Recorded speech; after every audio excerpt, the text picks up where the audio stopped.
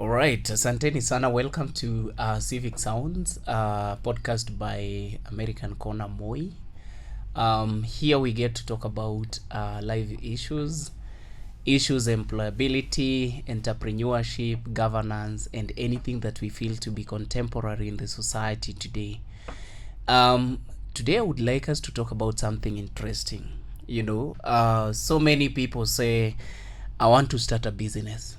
I don't want to be employed. I want to be self-employed, yeah? So, self-employment, people think it's easy. Yep. Or they think it's an easy alternative from being employed. Yeah, so that is what I would like us to delve into. The challenges that comes with it and the wins and all that. So, just to introduce yourself, you tell us who you are, what you do, and then we can start it off. Okay. Yeah. So my name is Elly, Elly Msonga. I'm a trainer and a mentor and a coach, a business coach. Yeah. So basically that is all about my introduction. So meaning we are speaking to the right person, a business coach. So Yeah, as a business coach, what do you do? I mentor businesses. So I visit businesses, look at the issues that challenges you as a business person. Yeah.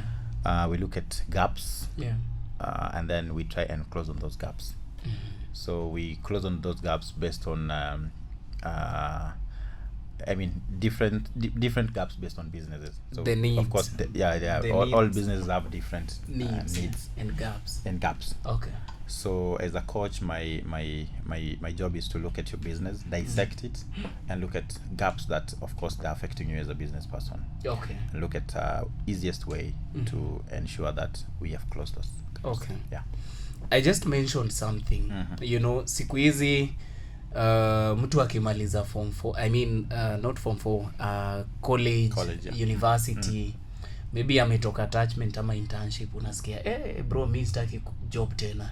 I want to start nataka kufanya business. I mean, is it all rosy for SMEs? For SMEs, it's not all rosy. It's not as easy as people think. Kuanzisha biashara actually, from coming up with an idea to implementing that idea is not as easy as people think. Yeah. And but it's easy to others. I'll say this, watu wengi saizi, young people especially, wanafungua business sana. And they're running very good businesses. Yeah. But others are failing. One of the reason is because probably they are looking at my friend is doing this business and is flourishing. Pia mimi nataka kuanza your business. So it's the business world right now, especially in Kenya. Yeah. It's so tough to start and to run. Yeah. So talking about that, because I don't think business is a basic unit in our universities or colleges. And that therefore means either most of these people who wants to do business, either I want to start a business because it's my passion, or I want to start a business because a friend is doing, just as you say, or I want to start a business because maybe my parents were doing it or are doing it, something of that sort. So what are some of the challenges that you would say maybe you'd roughly think of that the young people or the young entrepreneurs are going through? Majorly capital. Hakuna pesa. Number 2, duplication. I mean, everybody is doing all sorts of business.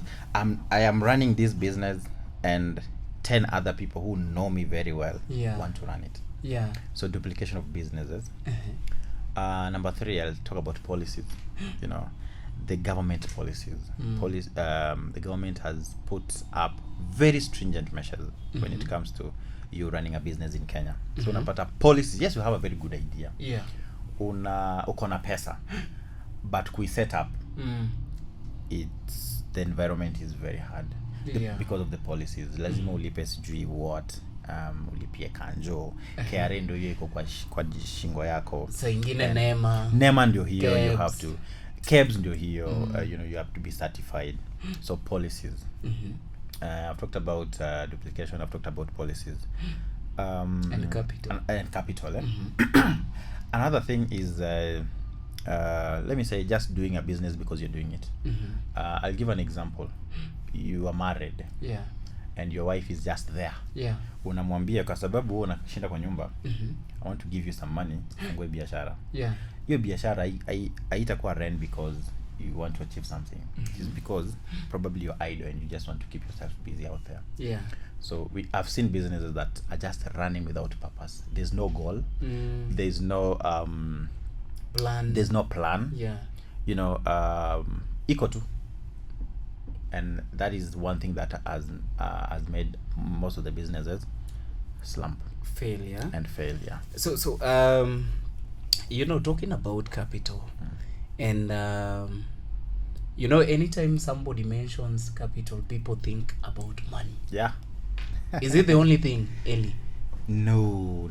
It's not always about. Is it the only capital? No. Capital is not all about money. Yes. Kuna vitu mingi sana ziko hapo ndani. You know. Kuna human capital. There's human capital. Who are you going to work with? Yes. There is now the financial part of it. The financial capital. What else? I think those are the two, but I wanted us to delve a little bit on the human capital. Human capital. Because people don't see, or people don't think that it's an issue, but it's such a big issue. It is a big issue. Where unaanzisha biashara, unatafuta mtu wa kuweka kwa hii biashara. Yes. Because pengine uko na kazi ingine yenye unafaa kuwa unafanya, or maybe uko na some other commitments. Utapata kijana mmoja amekukulia do. Mwingine amekuibia do. Mwingine siji amekosa ameenda na stock, mwingine amekosa kuja job. You understand? For example, there was a day I was watching a video on X, Twitter, right? And there is this gentleman who had employed a lady.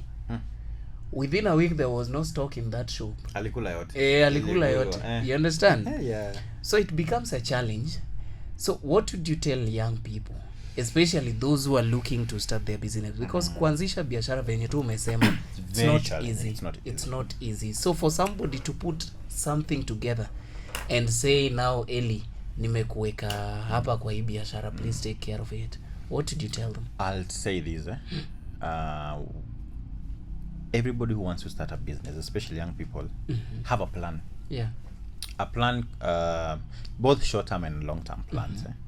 Now, once you work with a plan, you'll be able to know how will I achieve into. I have a goal and I achieve in 6 months. You know, that's part of my plan. So, how will I be able to reach into this? Yeah. Number one is, of course, who you employ, who you bring in as part of your business in terms of human resource. Yeah. Are these people understanding exactly what your goal is? The vision. Are they looking at your vision? Or they are just there because you're going to pay them? So I'll say this: have people around you or around your business who understand exactly what your vision is. Yeah. Because for you to get money, for your business to grow, you have to have a plan towards that vision. Yeah. So that roadmap, that person has to understand. Yeah. Number two, what skills are you bringing into that business?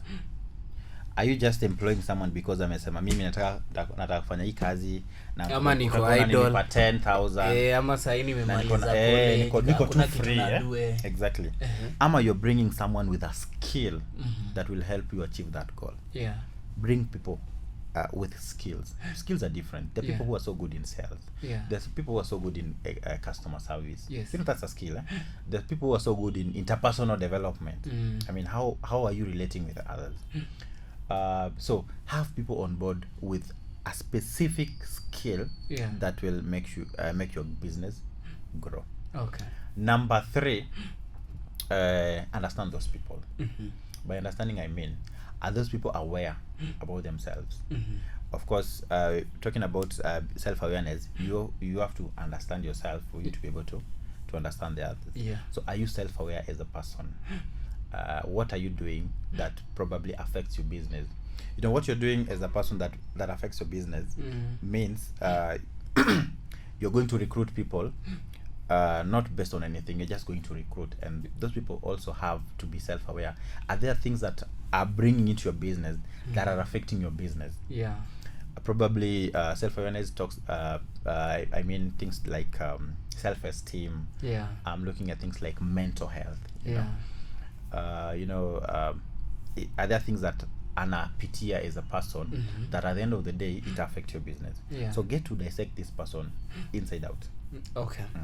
So the people you're working with. The people you're working with. Yeah, I think that is very important, because you know, the moment you employ me in your business, I'm actually the second brand ambassador for that business. You're the first as the owner. Yes, exactly. As the founder. Exactly. You're the first brand ambassador. So even your personality, I think, matters. You know, how you carry yourself. Because we've seen businesses that have had to suffer simply because their owners maybe did something. Yep.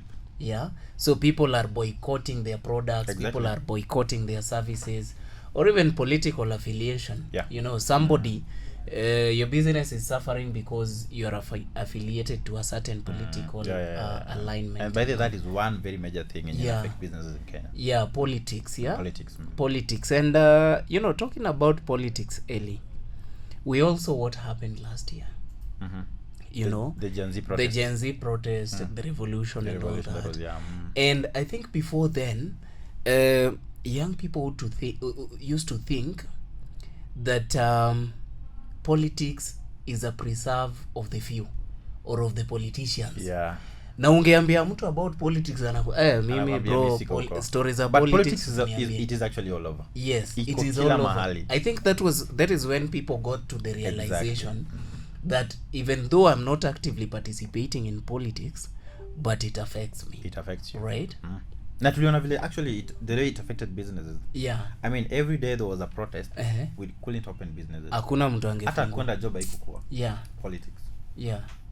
Right. So that's a very important factor that people need to ensure that there is calmness, political calmness. So, can we talk about another thing? And this is digitization of business digitization. Yes, business digitization. Yes. And currently, you hear this story of you know, business. I mean, they call it briefcase companies. Yes. Yeah. Ziko mingi. Ziko mingi. Or briefcase or status shops. Yes. Or status shops. Mtu na inanishangazaga by the way. Unapata hao watu wanauzaga viatu ama manguo. Sijui mali wanatoaga hizo photos. Very nice photos. They are nice. And then unapata kama Elly ameipost the same shoe, Cavin ataipost, Alfonce watu wengi wameipost. Yeah. Those are people tunaitaga au resellers. Resellers wanakuaga, they don't have, of course they don't have own a shop. Yeah. But they've signed up to e-commerce platforms. Yeah. Let me call them e-commerce platforms where I am selling this phone. But someone else can still sell the same phone and get a commission. Okay. You know, so it does not matter how many people will sell this phone, because at the end of the day I want this phone sold. Yeah. So kama kuna mayouth kama 10 pale who are going to sell the same phone, I mean, cool, sell it. You don't own it. Once you get a client, come and tell me you want to dispose of this phone. That phone will be paid for through the right channels, and then you get a commission. Ndio maana wanasemanga acha nikuangalilie. Unataka kuangalia, anapigaga huyo mtu wa hiyo duka. Acha nikuangalilie. I have a real time example. I know of someone who doesn't have a shop, but she makes good sales on a daily basis. Yeye alifanya hivi. Ameinvest na an e-commerce platform. I won't mention that e-commerce platform, but she pays at least 15,000 a month for that platform. And then he goes to businesses. That e-commerce platform gives you an part ya kuweka ads. So ads means you post as many things as possible, so in different categories. So you might want to sell shoes, a laptop, phones, all those electronic. Okay. So this person amelipia your platform, and then he sells those products she does not own any of those products. Okay. But she makes good money from reselling those products. Okay. So yeye ukimuitisha, ukiingia hapo kwa that platform, you click on maybe you want a product, maybe you want a laptop. Yes. Laptop hapo inauzwa 200,000 ama let me say 200,000, a very good MacBook, 200,000. That thing ukifuatilia iko in real time. Ukilipa, you are paying to the right channel. Yeah. But now you're paying the business owner. Exactly. So you pay to the business owner. So once you pay to the business owner anamwambia this product imenunuliwa, it's your referral. Of course there's a link, there's a so 200,000 has been deposited, your laptop imeuzwa. Come for your money. She gets good commission on a daily basis. She was telling me on a daily basis haizi koza kama 5,000. Na ajalipa rent. Amelipa rent. Exactly. Ajalipa employees. She does not hana employees anything. Yes. Na hana hata hizo products. Yeah. For her anafanya reselling. That is how digitization has made business easy. Yes. Okay.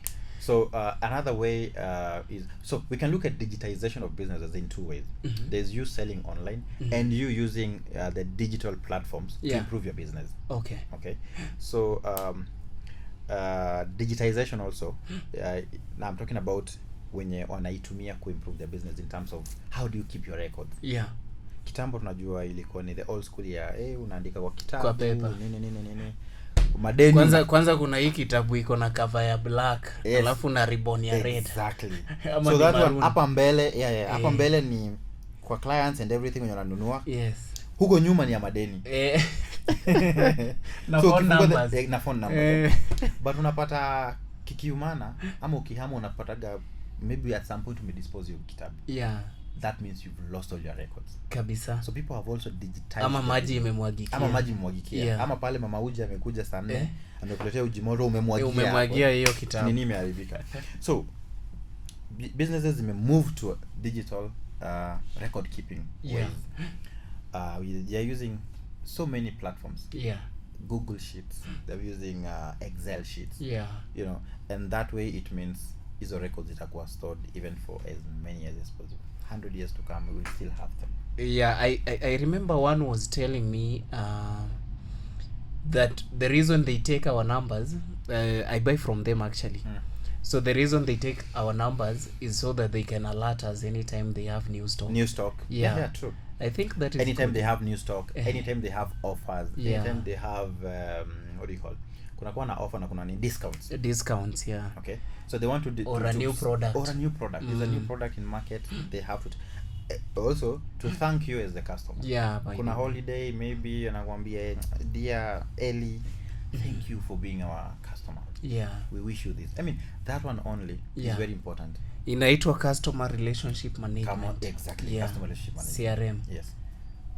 So I mean those contacts if used well utatumia ku retain customers. Yeah.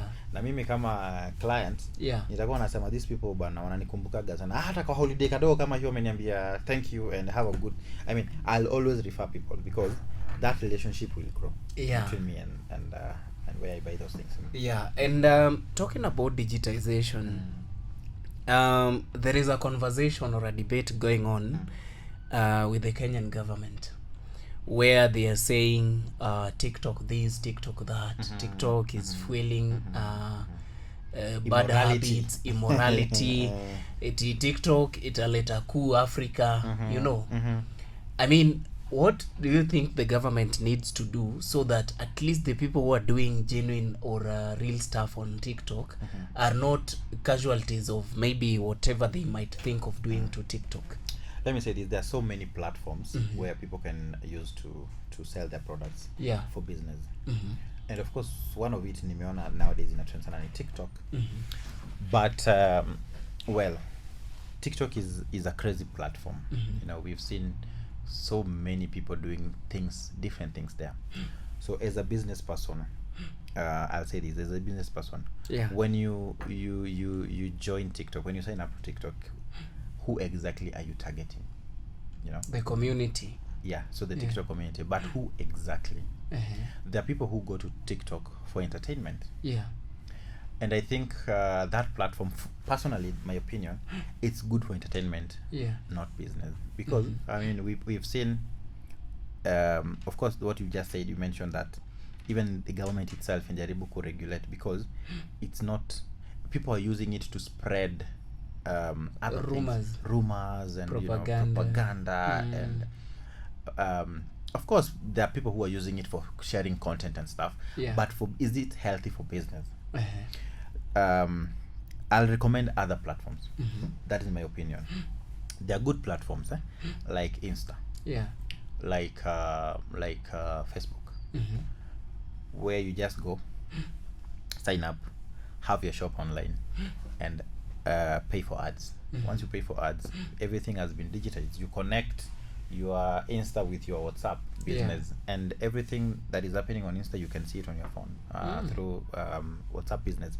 So it depends with the channel that you're using. Of course, there's those people that usually go live and taps. Usually, what we are selling these shoes on, but how many people are being converted into the real buyers, how many, exactly. So how many people do you convert into sales?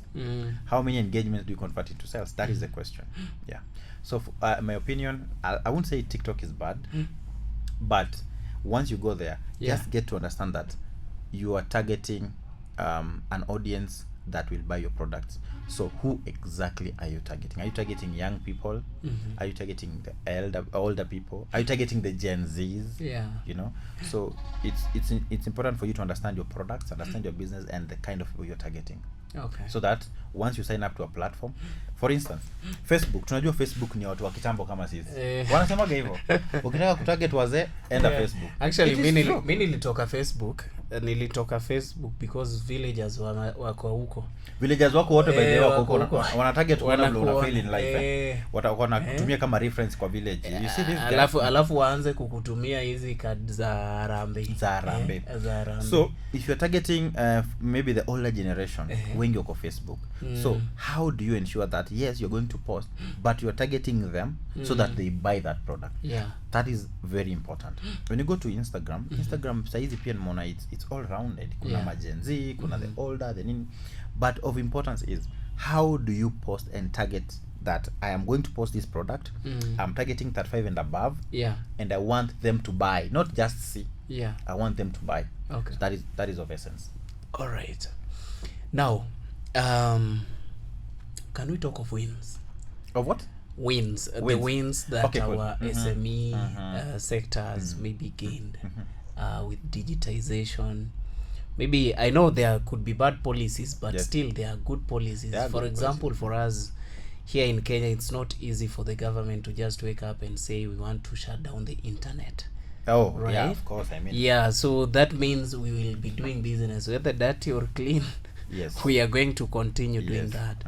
So, what are some of the wins in the digital space? Am I in the SME sector? SME sector, digitization of that and all that. I'll say this. Currently, I think people have realized that, especially SMEs, they have realized that you cannot just have a physical shop without having a digital shop. So some of the wins is people are moving into the digital world. And once you move into the digital world, you get more clients. Not only the walk-ins that you were used to, but even strangers. That you can't even meet them, you don't even see them. You only talk over the phone, text, and you deliver products, you get money. That is a win. 2, I like the way the fact that the government is trying to regulate actually some platforms. And if we look at those regulations in a positive way, especially for the SMEs, it will be a win for them. I mean, if of course if you regulate something like TikTok, I mean, there's so many content that are posted there that they're not even of necessity. But if you regulate them and then people are using it for business, that's a win. Number 3 is the policy that the government is trying to set up in terms of people who are running businesses. I know it's so hard right now, it's been so hard, but the government is trying so much to set up policies that are soft. Let me mention something. I like the fact that Kepsa Yeah. is running 20 Digital program. Yeah. You know, 20 Digital is a program that is trying to ensure that as many SMEs as possible are shifting from, you know, the cultural way of doing things. Yeah. And by cultural I mean umezoea kwenda traditional way of kuamka asubuhi unaenda unafungua duka unarudi jioni. Yeah. You know that routine. Yeah. 2, doing that but also focusing on the digital world. Yeah. So what is it that the people are lacking? What challenges are they facing so that hawezi move to the digital world? So 20 Digital program inajaribu to reduce all those gaps and ensure that people are moving in and they are, you know, settling into the digital world in a very easy way. I think those are some of the ways that I've yeah. And 20 Digital by the way is such a good program, because I remember, I don't know if you were at the launch when Kepsa was launching cohort 3. Yeah. There was not there, but I came later. Yeah, I was watching virtually. There is this lady who said how she started. She started posting her content while cooking online. And all of a sudden, just like that, she was able to get a client from the US who was planning to visit Kenya with their family. And she got the gig to cook for them and all that. Yeah. So it's a good thing. Yeah, it's a good thing, and we support. Yeah, sure. Aya, so what would you, as a closing remark, tell that young CEO, the Gen Z CEO? Because again, these things comes with a lot of challenges. Personality is very important. Exactly. And sometimes by the way, there is a miss when it comes to some of these people. Even talking to the clients, you know, they don't know that the clients are their employers. You know, anakuambia ka utaki achana nayo. You know, if you talk to the client like that, it's not going to, he or she is not going to buy. And then also, as you close, please talk about access to credit. Okay. By the government. Manze, kuna hustler fund. Limit ni 500. Ni 500. 500 inaweza anzisha biashara. Inaweza. Inaweza vizuri sana. Inaweza. Biashara gani? Let me tell you. 500 bob inaanzisha business. Like I said in the beginning, as long as you have a goal, you know, this is what I want to achieve. Yeah. I mean, there are so many businesses zimefunguliwa na 500 bob. Small businesses kama probably kuuza melon, kuuza mahindi choma, uji, kuzungusha uji. I mean, there are so many businesses. Actually, of importance is how are you approaching this thing? Yeah. What exactly do you want to achieve? Yeah. So the approach and the goals are very important. So you are asking me about my message to the CEO of them. The young CEOs. I'm talking to someone who wants to start a business. But there are so many CEOs these days. Yeah. I am the CEO. Exactly. And you know, by the way, I really like what these young people are doing nowadays. I went somewhere to buy I was buying a watch. And this watch, I saw it online. And when I contacted that person, she directed me niende kwa duka fulani hapa town. When I went to that shop, I realized that shop, amefanya kuhaya just a space. And that shop had more than let me say more than 10 SMEs, MSMEs, like people who are running businesses in there. Yeah. So it's a room like this, but shelf after shelf. Hii shelf ni yako, hii ingine ni ya mtu mwingine. You know, so those are the CEOs that then they about. cost share. Exactly, they cost share, nice. paying that thing. So but maybe per month you pay maybe 2K for that shelf. But out there, you are a CEO, you are running your own empire. You have but deep down you only own a shelf, but you're doing good. Yeah. So let me speak to those people who are running businesses and people who want to start. Let me start with those who want to start. If you have an idea, don't wait. Start immediately. Start now. If your idea does not scare you, leave it. I mean, it should always scare you. I mean, you should always be there. Yeah. You see, you have an idea, but be in the end product. Yeah. How do you see yourself? I mean, successful in your idea. In the next 10 years, exactly. 20. Yeah. So if you're not scared by your success in the head that you've projected, just stop. Two, those people who have already started, expound in terms of not expanding the shop or anything. Knowledge is very important. Every day there's something new that is coming up. I mean, today in the world that we're living today, kila kitu ina change. Unaamka leo unapata kitu imechange. Expound your knowledge in terms of how you're approaching your business. Network with the right people.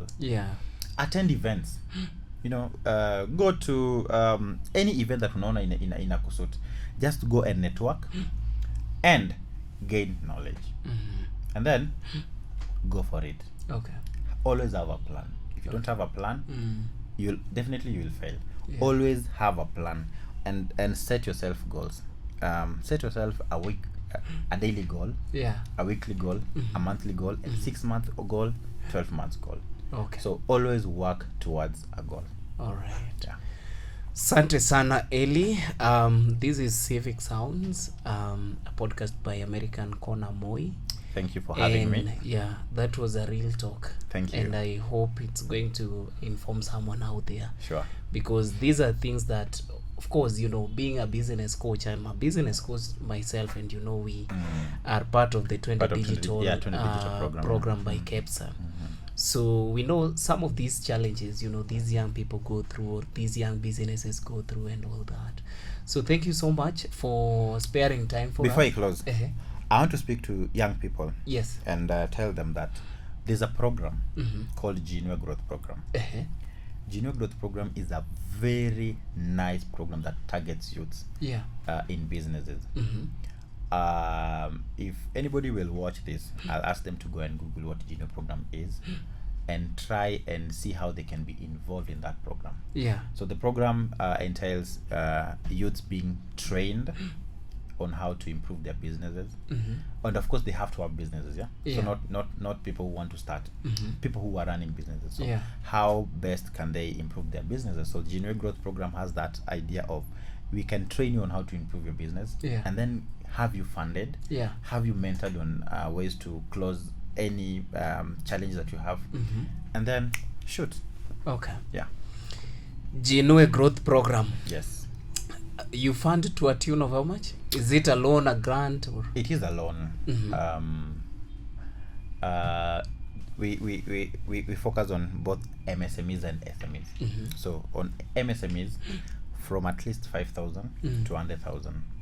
To 200 or 100? To 100,000. Okay. So 5K to 100K. And then MSME ni mtu wa kuuza mayai. MSME ni mkulima mdogo yule. Those we look, MSME ni small businesses. Okay. And then there's SMEs.